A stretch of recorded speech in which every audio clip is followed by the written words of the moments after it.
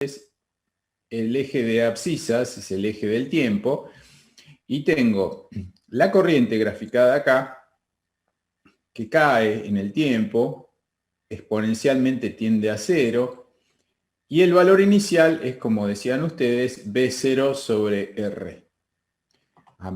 A mayor resistencia, este valor inicial va a ser más chico. A menor resistencia, este valor inicial va a ser más grande. ¿Sí? Entonces ustedes me decían que no habían resuelto problemas de este tipo. Acá estamos hablando de estados transitorios. ¿Sí? Eso es importante que nos quede claro. Nosotros cerramos el interruptor y en un instante inicial va a ocurrir esto. Después de un cierto tiempo, lo que va a pasar es que se van a equilibrar, el capacitor se va a cargar a la misma tensión de la fuente, la corriente se va a hacer cero y van a quedar equilibrados la tensión en la batería con la tensión en el capacitor. Pero ¿cómo resolvemos este ejercicio aplicando la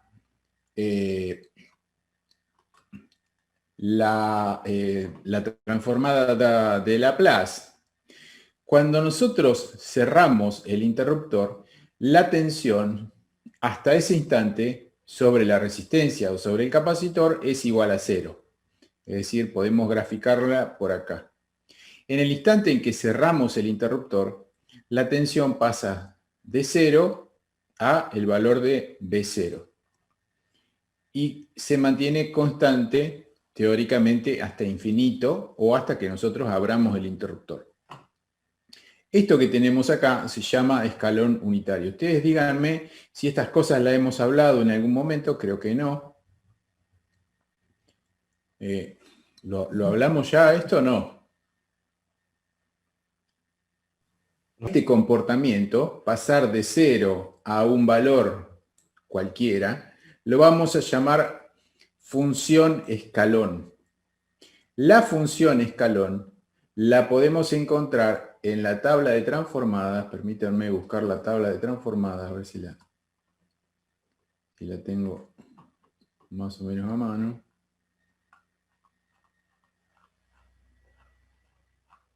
Que no tiene el valor final no va a ser igual a 1 necesariamente. Puede ser 1, pueden ser 12, hablando en voltios puede ser 12, puede ser 5, puede ser 220, lo que ustedes quieran.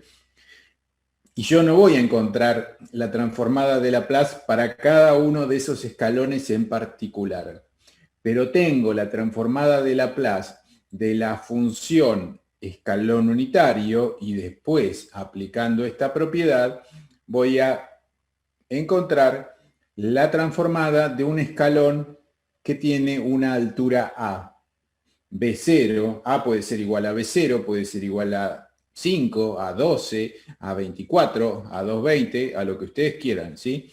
Pero entonces, ¿cómo hago para encontrar la transformada de Laplace de un escalón que pasa de 0 a 24? Busco la transformada de Laplace del escalón unitario y a esa transformada de Laplace la multiplico por la constante 12, 24, lo que ustedes necesiten, ¿sí? Entonces, vamos de nuevo a la página anterior y buscamos, esperen,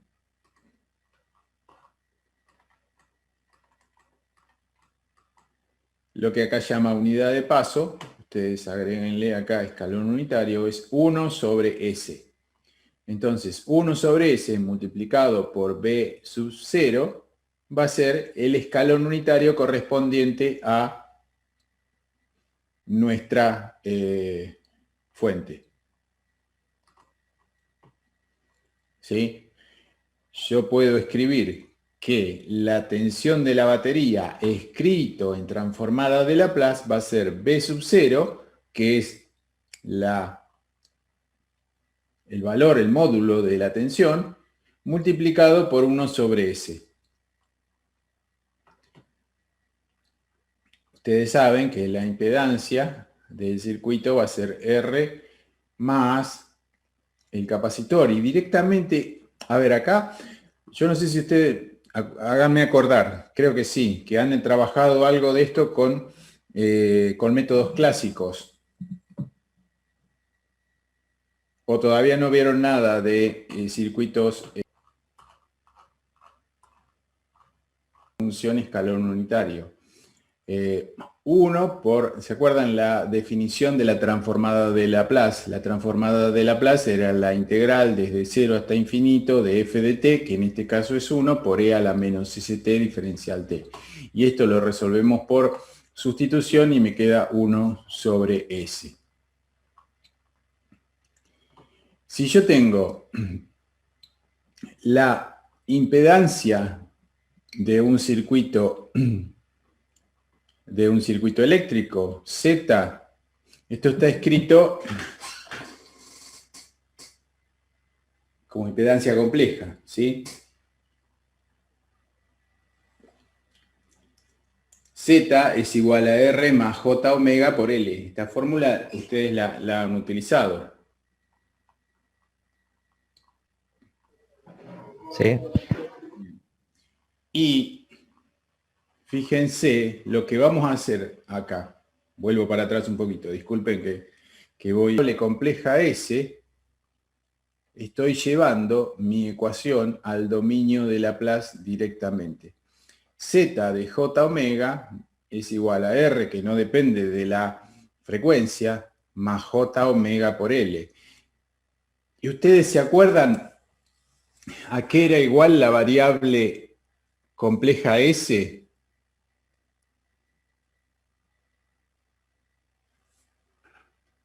La variable compleja S, vamos a nuestro apunte de Laplace.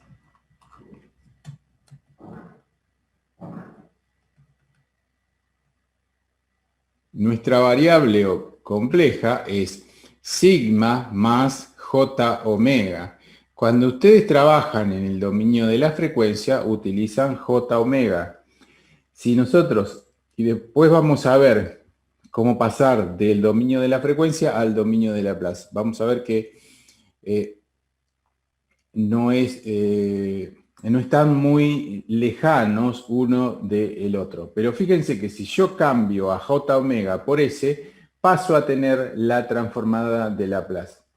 Entonces, la impedancia en un determinado circuito lo puedo escribir como transformada de Laplace reemplazando a la variable J omega por la variable S.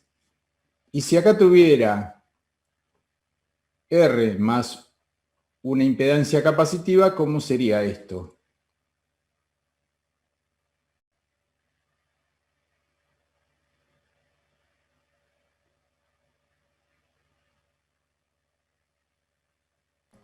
Uno sobre omega C. 1 sobre omega sí, omega C. Entonces, ¿qué tengo que hacer acá para llevarlo a Laplace?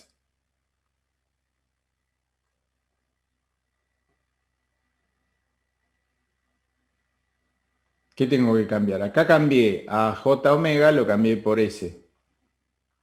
Vamos a ver el ejemplo de vuelta.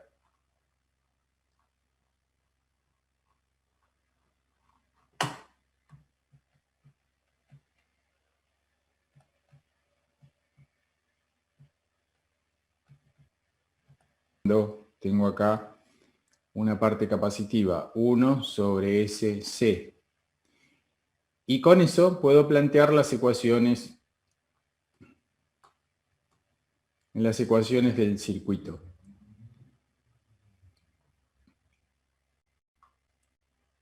Y nos queda, si quiero calcular la corriente, va a ser B0 sobre S por la impedancia Z, que es 1 SR más 1 sobre SC.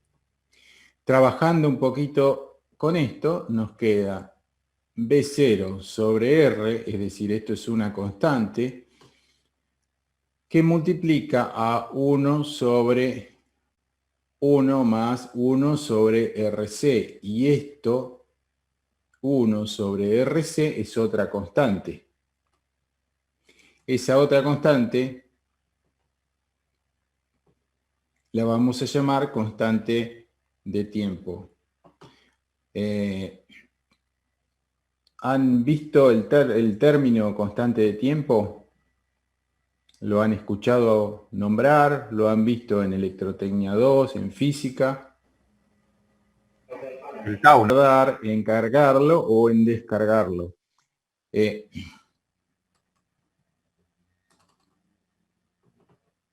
Hay un ejemplo muy práctico.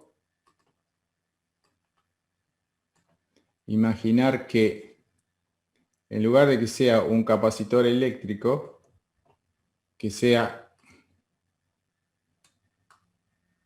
un tanque con agua. Entonces yo voy a dibujar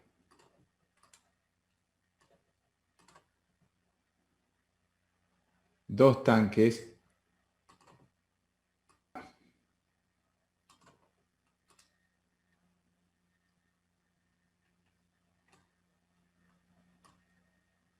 Una tubería con una canilla, con una válvula, digamos. Y acá voy a tener lo mismo.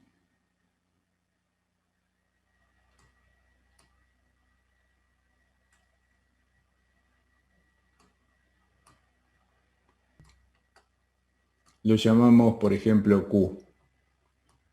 El caudal es el mismo, es decir, yo tengo dos canillas que son iguales y sale la misma cantidad de líquido por unidad de tiempo. Y tengo que esto mide tantos metros y acá la altura es la misma. Pero este tiene un área de, no sé, 1 metro cuadrado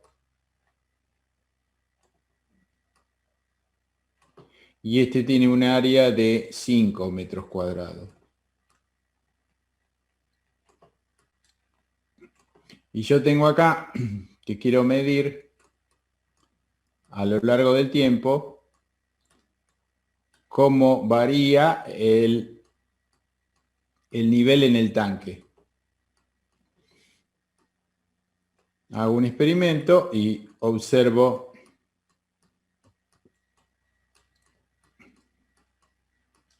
cómo varía el nivel en el tanque. Entonces acá vamos a dibujar un par de ejes y puedo dibujar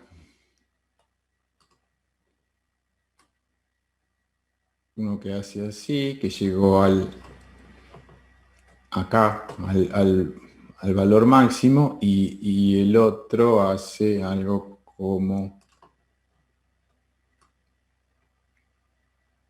como esto. Observando estas dos curvas, ¿ustedes me pueden decir a qué tanque corresponde cada curva?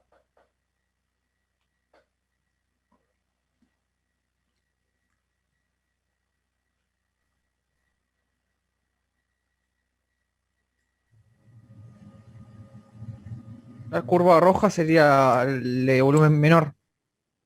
El de volumen menor y la curva celeste sería la del volumen mayor. Y si los tanques tienen la misma altura, ¿cuál es la diferencia?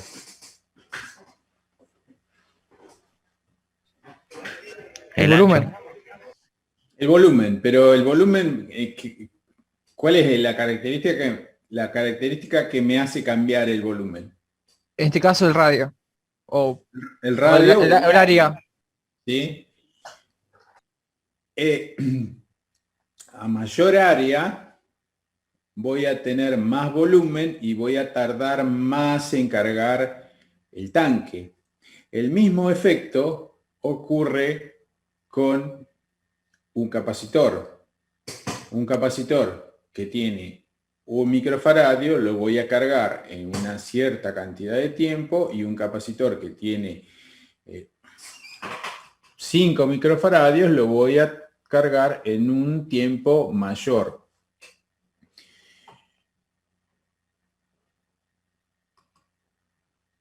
Volvamos, tenemos acá Este cociente B0 sobre R me va a decir cuál va a ser el valor final, es decir, hasta dónde voy a llegar, hasta dónde va a llegar mi curva.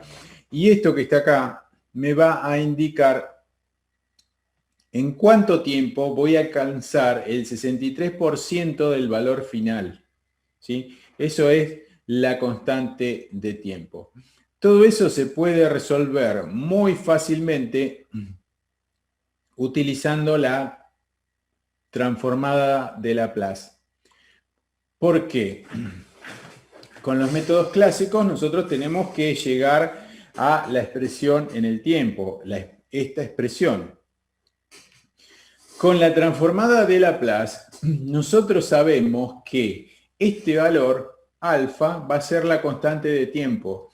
Es el valor que tarda mi circuito o mi tanque de agua o lo que sea en alcanzar el 63% del valor final, 63,2% del valor final.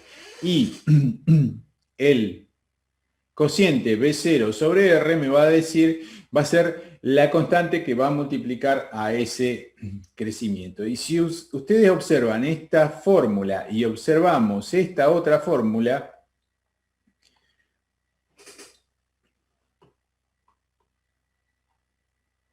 este valor, alfa, lo voy a tener acá. Va a ser este número.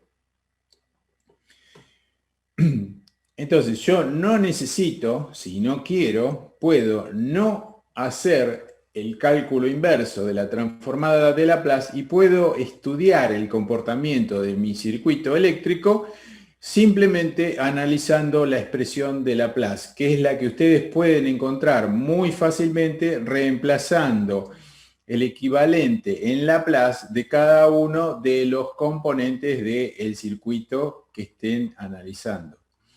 En este caso, este circuito da lo que se llama un término de primer orden. El polinomio del denominador es un polinomio de grado 1. Puede ser un polinomio de grado 2, puede ser que ese polinomio de grado 2 tenga raíces complejas conjugadas. ¿Se acuerdan que hemos calculado un ejemplo con raíces complejas conjugadas?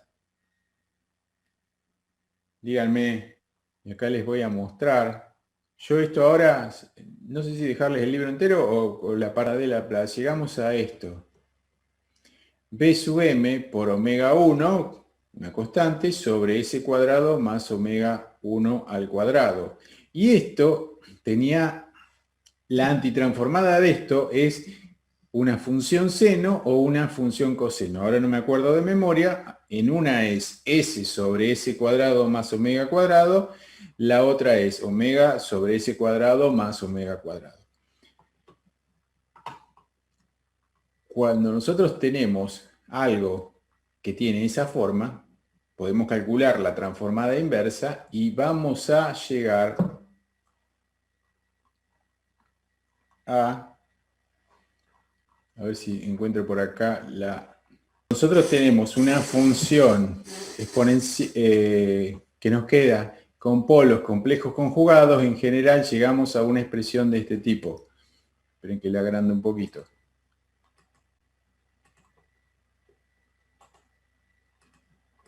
E a la menos alfa t por el seno de omega t.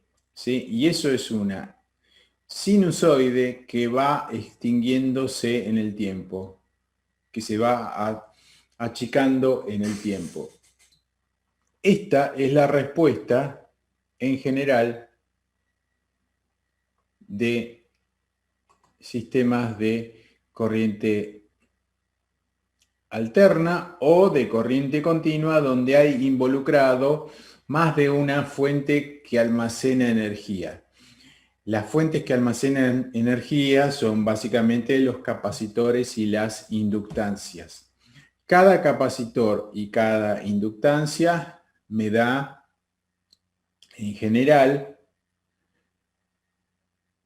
que el polinomio del denominador al cual yo voy a llegar a un cociente de polinomios como resultado del análisis del circuito que esté haciendo. A medida que voy agregando componentes de capacitores e inductancias, estoy aumentando el grado del polinomio.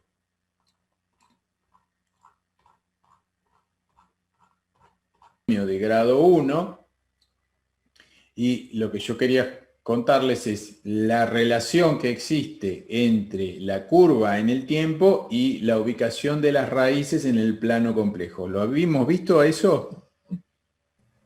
No, eso no. Bien, entonces vamos a hacer otro dibujo con un osciloscopio y veo que el circuito hace algo así. Ustedes saben que esto corresponde a un polinomio, a un sistema que vamos a llamar de primer orden. Va a tener una forma matemática que va a ser algo así.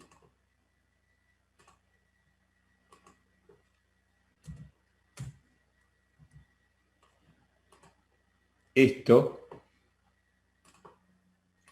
Profe, queda un segundo. movimiento temporal de nuestro circuito. Si yo tengo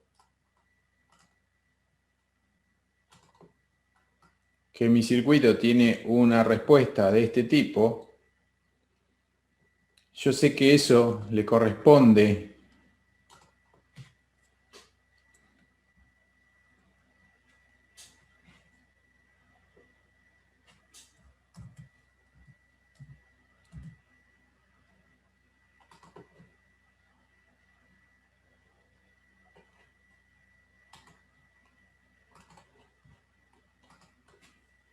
a algo como esto, 1 por e a la menos t por tau, pongamos tau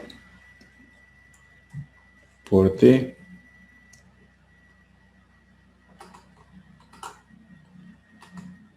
y acá debería ir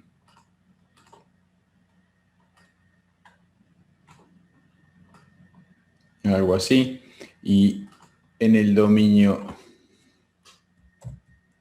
del polinomio cero y calculo las raíces, a esas raíces las llamamos polos, en general van a estar ubicadas en esta región del plano, sobre el eje real negativo. Si el comportamiento, en lugar de tener esa forma, es un comportamiento de este tipo, que es una sinusoide que se va extinguiendo en el tiempo, algo así, los polos de este sistema van a estar ubicados en general en el semiplano izquierdo, que sería este, y no sobre el eje real, sino que van a tener una parte imaginaria, y los dos polos van a ser complejos conjugados. A medida que los polos se acercan al eje imaginario, esto decrece más lentamente, es decir, en lugar de ser así, va a ser algo así. En el caso en que los polos se ubiquen sobre el eje imaginario, es decir, que la parte real sea igual a 0, esto se convierte en una sinusoide normal, como la que conocemos del análisis matemático, y estas dos curvas que lo acotan se convierten en dos rectas paralelas horizontales. Si los polos se ubican en este otro semiplano, es decir, la parte real es positiva, la oscilación, estas oscilaciones, en lugar de amortiguarse, en lugar de ir decreciendo hacia 0, se hacen cada vez más grandes. Se hacen cada vez más grandes y la envolvente crece. Quiere decir que es muy importante que nosotros relacionemos la ubicación de los polos en el plano complejo con el comportamiento temporal de nuestro sistema. Porque resolverlo desde el punto de vista analítico implica un esfuerzo matemático muy grande, se hace, no hay problema, pero si nosotros estamos trabajando y no deseamos resolver todo el problema, simplemente con la información que tenemos acá, ya podemos dar una respuesta estimada de cómo va a responder nuestro circuito. Y esto no es algo teórico, es algo eminentemente práctico. Si este circuito es, no sé, imaginemos, la fuente de alimentación de un equipo y tiene un comportamiento como esto me va a llevar a un cortocircuito o a una sobretensión por lo menos, ¿sí? Si tiene un comportamiento como esto y este tiempo de crecimiento es un tiempo de crecimiento muy lento, voy a tener problemas también. Entonces, tengo que elegir las constantes de tiempo adecuadas a mi problema. ¿Y cómo elijo las constantes de tiempo? Supongamos que yo tenga esta curva que está en rojo y en realidad, vamos a borrar todo de nuevo.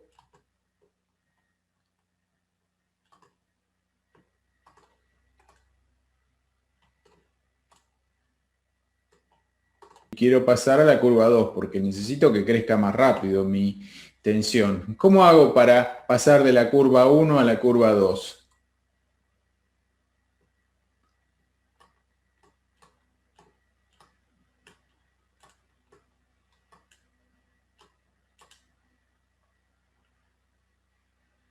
¿De qué dependía la constante de tiempo?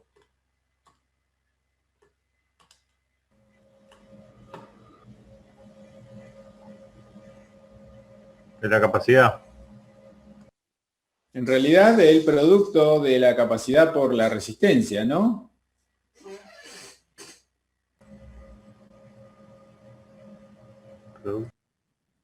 La capacidad, ¿sí?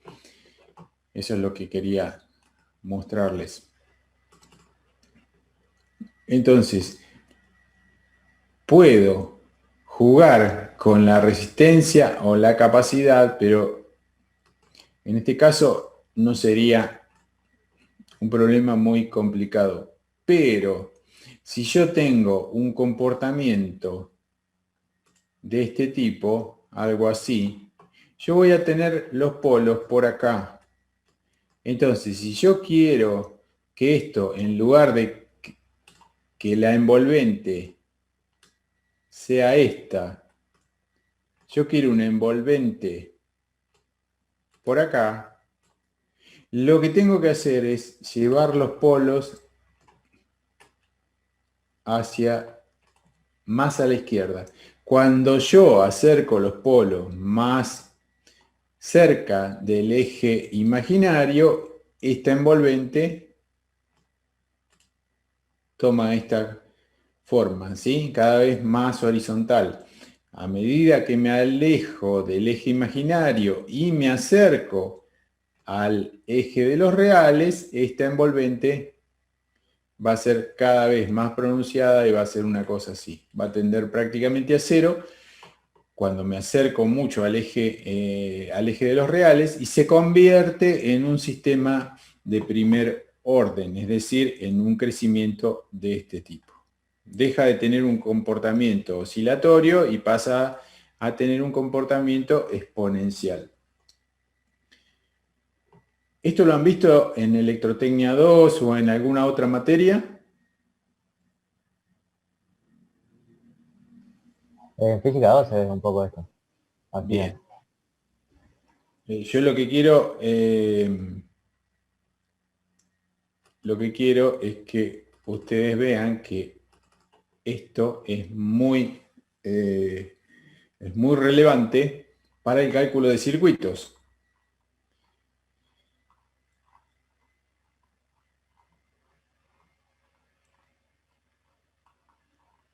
Entonces, yo les voy a dejar este apunte para que ustedes lo analicen y después vamos a hacer, el viernes que viene, vamos a hacer un par de ejercicios que yo lo voy a plantear y ustedes me lo van a ir, me van a ir diciendo cómo lo vamos a ir resolviendo, ¿sí? Pero aplicando transformada de Laplace.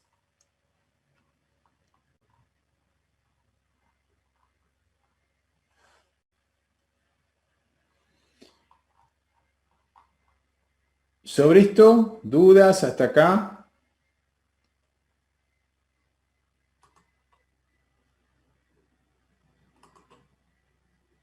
El concepto de función matemática es relacionar valores de un conjunto que llamamos dominio con valores de otro conjunto que llamamos imagen.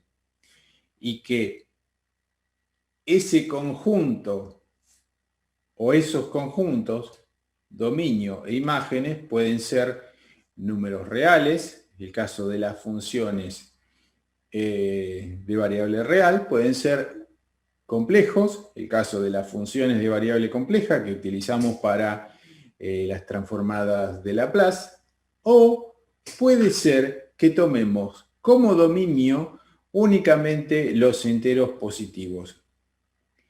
Es decir, de todo el eje de los reales, vamos a decir nuestro conjunto, el conjunto que vamos a llamar dominio, van a ser de todos los números reales posibles, solamente los enteros positivos. Entonces vamos a tener que los valores que pueden tomar la función van a ser f de 1, f de 2, f de 3, f de cualquier número real positivo. Entonces, es una manera alternativa de definir a una función, ¿sí? Es una función, solamente que estamos cambiando el dominio. Y en la imagen puede ser cualquier valor. Entonces, partiendo de esa premisa, nosotros lo que podemos hacer, ya que son enteros positivos, los podemos ordenar de menor a mayor. Entonces, los ordenamos de tal manera que nos quede F1, F2, F3, hasta infinito, teóricamente.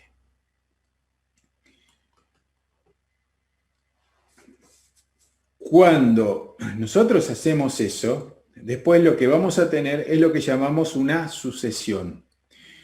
Acá hay un ejemplo de una sucesión de variable compleja.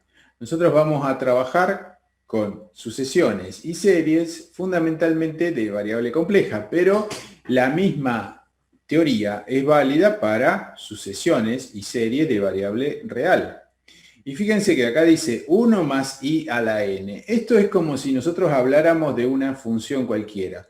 Solamente que a n, que es nuestra variable independiente, le vamos a dar valores enteros positivos. Entonces, ¿cuáles son los valores que puede tomar esta función o sucesión compleja? 1 más i a la, y ahí es nuestra variable independiente, es n. ¿Qué valores puede tomar n? Puede tomar el valor 1, puede tomar el valor 2, 3, 4, y así hasta infinito. Entonces, me va a quedar, el primer valor va a ser 1 más i, el segundo valor va a ser 1 más i al cuadrado, que es menos 1, entonces 1 menos 1 me queda 0. El tercer valor, o n igual a 3, va a ser 1 más i por i al cuadrado, que i al cuadrado es menos 1, por i me queda 1 menos i, y así le puedo dar valores hasta infinito. Pero conceptualmente es la misma idea de una función, solamente que ahora los valores que toma la variable independiente son valores enteros positivos. ¿Cuál es la idea de esto? Estamos representando en forma de función a valores que son enteros positivos. ¿Y han escuchado ustedes algo así como muestreo? ¿Han escuchado la palabra muestreo? Es de un suceso. Sí. Básicamente, cuando hablamos de muestreo, ¿de qué estamos hablando? Si es que conocen el sinusoide, ¿sí? Esto es una tensión, una corriente, lo que ustedes quieran, ¿sí? Esto es una función que vamos a escribirla acá. F de t igual a b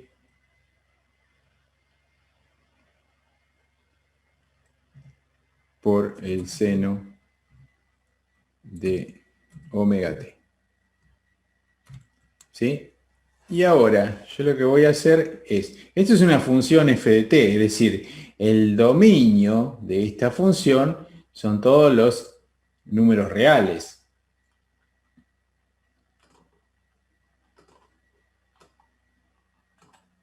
Ahora, pasando al concepto de sucesión, yo lo que estoy diciendo en el concepto de sucesión es que los valores del dominio ya no van a ser todos los números reales, sino únicamente los enteros positivos. Es decir, 1, 2, 3, 4, 5, 6, bueno, y todos los que hasta infinito teóricamente, ¿no?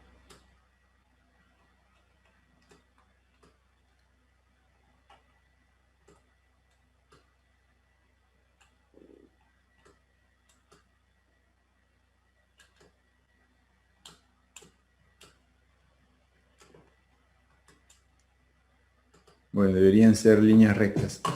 Entonces, si yo ahora hago lo siguiente, saco esto, ¿qué me quedó acá? Si esto fuera algo parecido a una sinusoide, los puntitos. Yo tengo eso,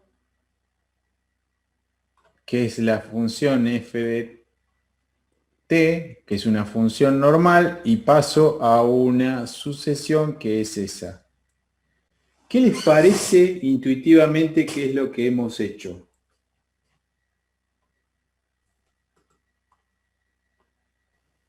Una. Tocamos valores, las muestras. Sí. ¿Cómo se llama ese proceso? Muestreo. Muestreo, y también se llama discretización. ¿Han escuchado la palabra conversión analógica digital? Sí, en Sí. integración eléctrica 2, creo. Ajá. ¿Y se acuerdan lo que significa?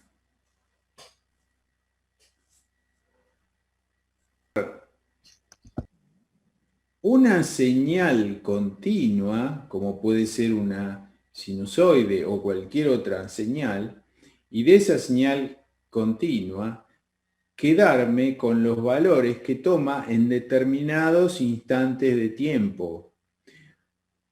Desprecio los valores que están entre esos instantes de tiempo. Y me queda entonces esto. Y esto es el valor que toma la función en este punto, el valor que toma la función en este punto, y a esto lo puedo traducir a una tabla de valores. Entonces mi tabla de valores tendría acá T, voy a decir que esto es T y esto es B. No sé qué es. ¿Qué pasó ahí? No sé. Yo quiero poner B. Y para acá la tensión vale, no sé, cualquier valor, ¿sí? Para 2,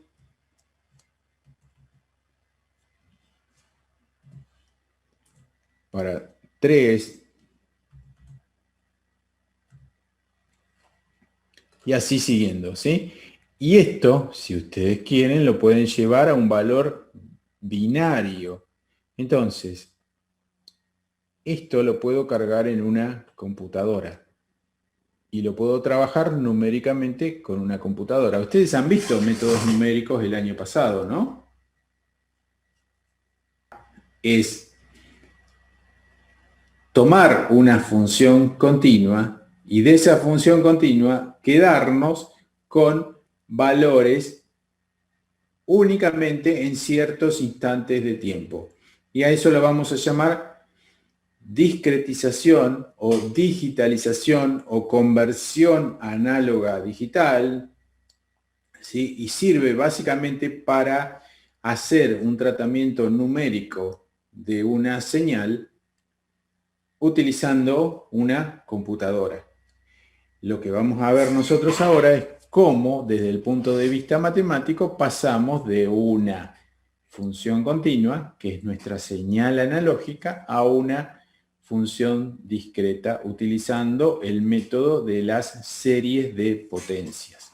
Entonces volvamos a donde estábamos nosotros antes, a nuestra diapositivas, y entonces decimos, de esto, si esto fuera una función continua, n tomaría cualquier valor real.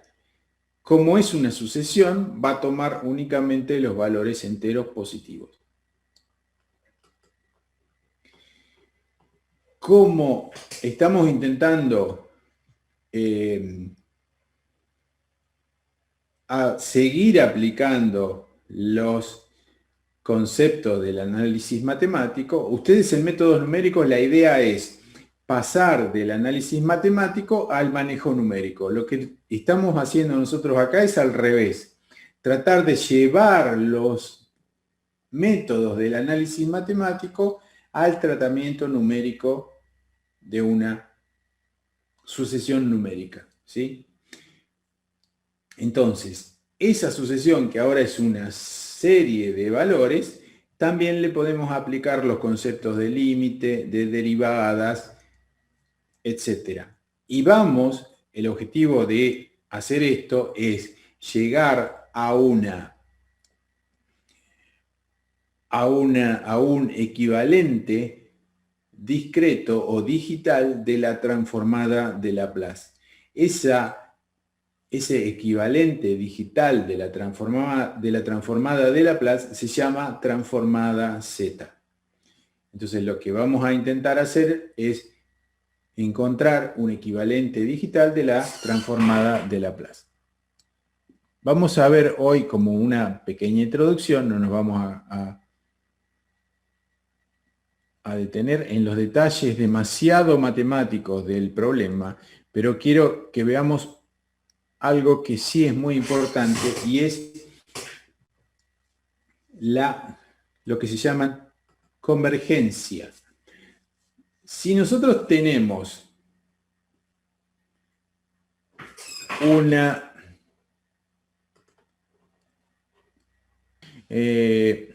lugar de ser esto, lo vamos a borrar y vamos a hacer, va a ser algo así, y yo voy a tomar únicamente puntos acá, acá, acá, acá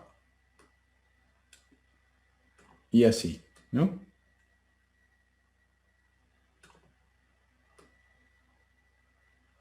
Y acá voy a tener n. Ahora voy a borrar esto. Me voy a quedar con esta sucesión de valores. Y la pregunta que yo les hago, yo no dibujé hasta infinito. ¿A dónde les parece que va a terminar esta sucesión de valores? En cero. En cero. ¿Sí? Cuando nuestra sucesión de valores tiene ese comportamiento que nosotros podemos decir, esto va a terminar en 0, o esto va a terminar en 1, o va a terminar en 5, en cualquier valor constante, decimos que nuestra sucesión es convergente. Por el contrario, si nosotros tenemos una sucesión que tiene, por ejemplo, un comportamiento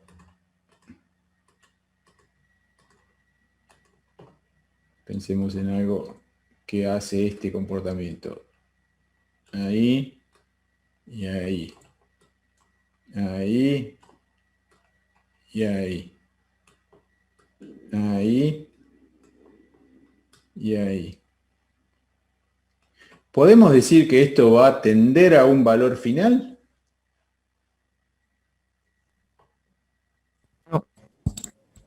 No. Pareciera que no. Entonces vamos a decir que esa serie o esa sucesión, perdón, es divergente. Divergente. ¿Sí? ¿Se entiende entonces el concepto entre sucesión convergente y divergente? La sucesión, cuando es convergente, tiende a un valor final. Cuando es divergente, no podemos decir que tiende a un valor final, sino que se mantiene la distancia o, sí, la separación que hay entre un valor y el que le sigue es cada vez más grande o se mantiene constante. En cambio, cuando la serie es convergente, la altura de este valor comparado con la altura del valor siguiente, si yo calculo la diferencia entre estos dos valores, esta diferencia se va a hacer cada vez más chiquita. Eso es que es convergente. Tenemos el límite cuando n tiende a 0, el valor de cada una de las muestras va a tender a un valor constante, que puede ser 0, puede ser cualquier otro valor. Si no logramos ese comportamiento, decimos que la sucesión es divergente. Eso es una sucesión.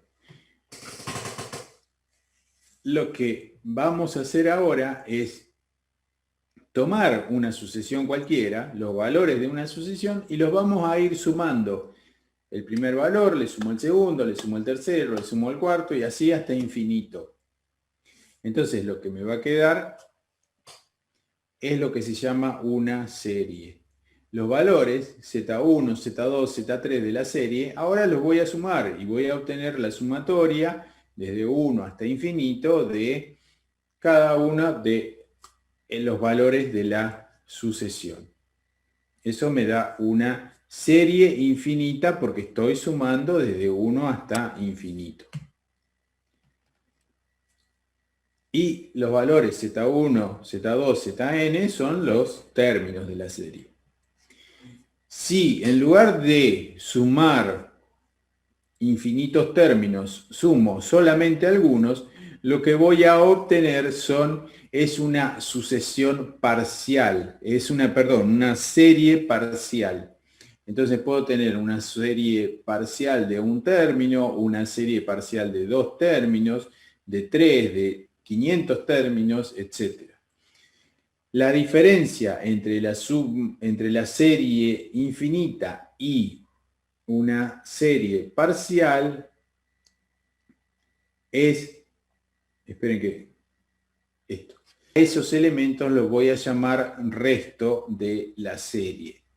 Y como en las sucesiones, en las series también es válido el concepto de convergente o convergencia. ¿Sí? Entonces vamos a decir que una serie es convergente si tiende a un valor final. ¿Sí? Por más que yo voy sumando los términos y por más que sume términos, el valor, obtengo siempre el mismo valor o un valor prácticamente igual, entonces estoy diciendo que la serie es convergente. Si yo a medida que le sumo valores, la serie toma un valor cada vez más grande, la serie va a ser divergente. Supongamos que yo tenga 1 elevado a la n, ¿sí?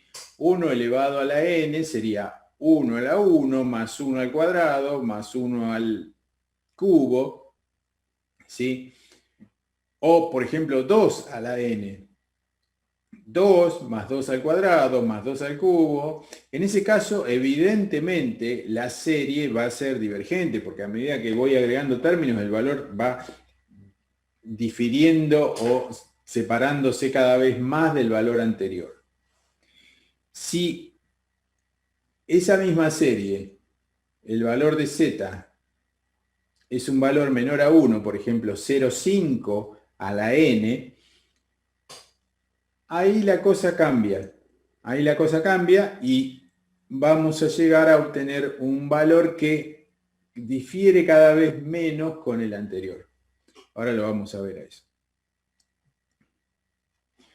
Para ver a eso, vamos a considerar lo que se llama la serie geométrica. La serie geométrica tiene esta forma. A, que es una constante, que puede ser 1, más a por z, más a por z al cuadrado, más a por z al cubo, así hasta infinito. Esa serie se puede representar analíticamente como una función que tiene esta forma. A por 1 menos z elevado a la n sobre 1 menos z. Y la idea es vincular esta forma de escribir a nuestro muestreo de valores o nuestra digitalización de valores, escribirla como una función continua, como esta. Se nos va a cortar a 2 por z menos z0 elevado al cuadrado y así siguiendo.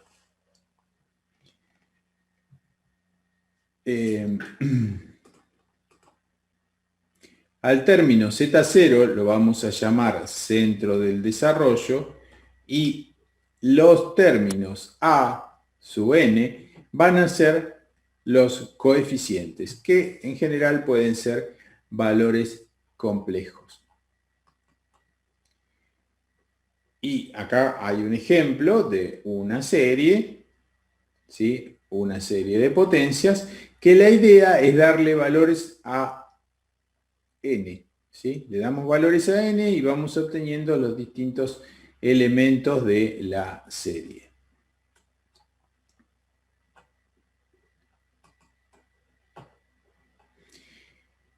Y las series van a ser las series de potencia, ¿sí? Como esta que vimos recién, esta serie va a ser convergente en algunas regiones del plano y van a ser divergentes en otras regiones del plano. Si Z0, dijimos, es el centro del desarrollo, que puede ser igual a 0. Si Z0 es igual a 0, acá me va a quedar A0 más A1 por Z más A2 por Z al cuadrado y así siguiendo, ¿sí? ¿Qué pasa para ese ejemplo si a Z le doy un valor mayor a 1? Por ejemplo, 2. Me va a quedar A0 más A por Z más A por Z al cuadrado, es decir, 2 al A por 2, A1 por 2 más A2 por 2 al cuadrado más 2 al cubo más 2 a la cuarta, es decir, es una serie que es divergente para un valor igual a 2. Para un valor igual a, por ejemplo, 0,5, supongamos, saquemos el A, saquemos todo, dejemos 1 más Z, es decir, más 0,5, más Z al cuadrado, 0,25, ¿no? Más Z al cubo, más Z a la cuarta. A medida que voy aumentando el valor de la potencia, el valor que voy obteniendo es cada vez más chiquito. Entonces, ahí se puede ver que la serie va a ser convergente. ¿Sí? Para valores de z menores que 1, estos términos se van haciendo cada vez más chiquitos. Entonces la serie va a ser convergente. Pero si el módulo de z es mayor a 1, acá la serie claramente va a ser cada vez más grande y por lo tanto va a ser divergente. Va a haber un valor de z que me va a separar los valores o las regiones del plano para las cuales z converge o para las cuales z diverge. A la zona donde la serie converge la vamos a llamar región de convergencia y la frontera entre la región de convergencia y la región donde la serie no converge lo llamamos círculo de convergencia.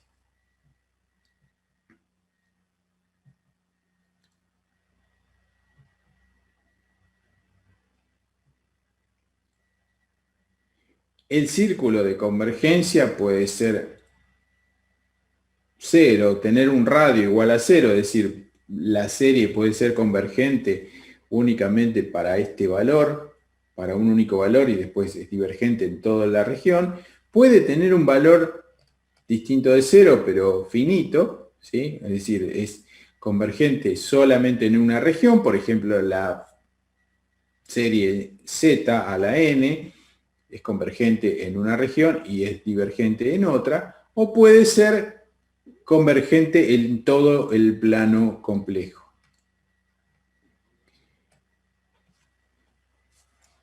Por ejemplo,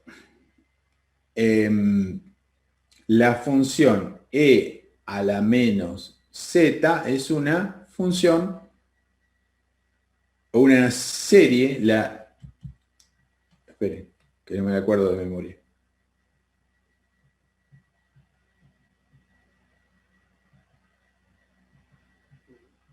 Esto lo vamos a ver la clase que viene porque es bastante trabajo, pero quiero mostrarles solo una cosa.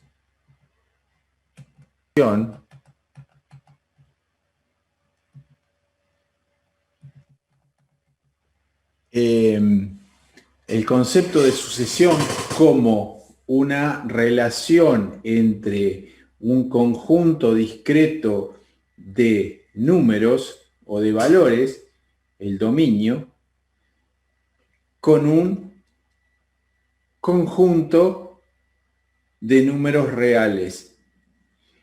El dominio en una función continua es un conjunto infinito, son todos los valores del eje de los reales. Ustedes saben que entre un número real y el siguiente hay una cantidad infinita de números reales. En este caso, entre entero y entero no vamos a tener definido nada. Eso nos permite entonces hacer, o nos va a permitir hacer un tratamiento de las señales digitales, ¿sí? Nosotros estamos viendo esto para vincular las señales analógicas, que son aquellas señales que pueden considerarse como funciones en el dominio real, con funciones, con señales digitales, que son aquellas funciones cuyo dominio está limitado únicamente a los enteros positivos. Cuando hacemos eso, una manera muy interesante de representar a estas sucesiones es convertirlas en una serie, es decir, tomar los elementos de la sucesión y sumarlos. Y la suma, esa suma, nos va a dar un valor, cuando esa suma tiende a infinito, si nos da un valor finito, decimos que la serie es convergente. Si nos da un valor infinito, decimos que la serie es divergente. A su vez, la serie puede ser convergente en una región puede ser convergente en un solo punto, en una cierta región del plano o en todo el plano complejo.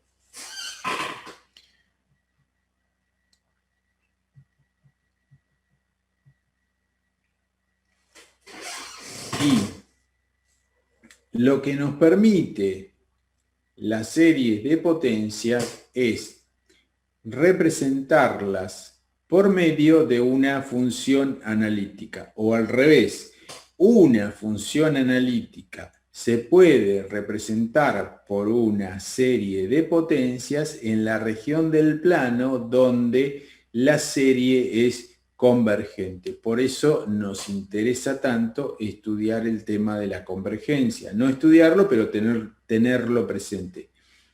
Las funciones analíticas son, por ejemplo, las que nos permiten trabajar con transformada de Laplace. Si hablamos de funciones analíticas, estamos hablando de funciones en variable compleja. En general, nosotros llegamos como resultado de nuestro problema en el dominio de Laplace, obtenemos un cociente de polinomios. Por ejemplo, este cociente de polinomios. Ese cociente de polinomios se puede representar como una serie de potencias en la región del plano donde la función es analítica. ¿En qué región del plano esta función es analítica?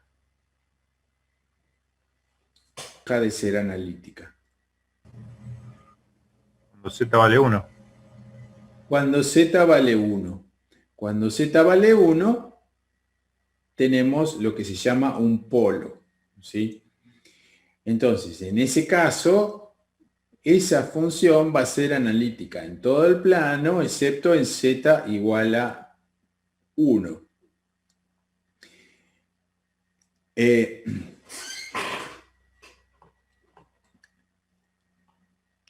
La región, o los valores, la región, cuando hablo de región hablo de valores de z. Los valores de z para los cuales la serie va a ser convergente van a ser los valores que van desde z igual a 0, en el centro de coordenadas, hasta z igual a 1.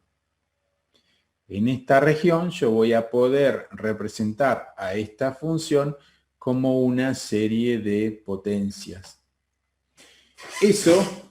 Esa serie de potencias tiene un nombre en particular y se llama serie de Taylor. ¿Han escuchado hablar de la serie de Taylor? ¿Se las han nombrado en alguna materia?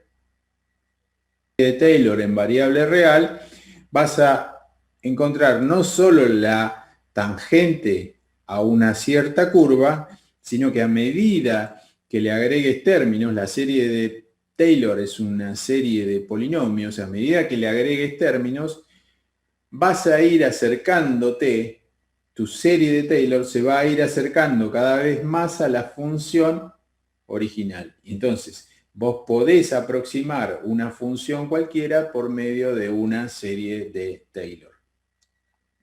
Acá la vamos a usar para representar funciones analíticas, ¿sí? Que sería el equivalente en variable compleja a esa aplicación de las funciones de variable real.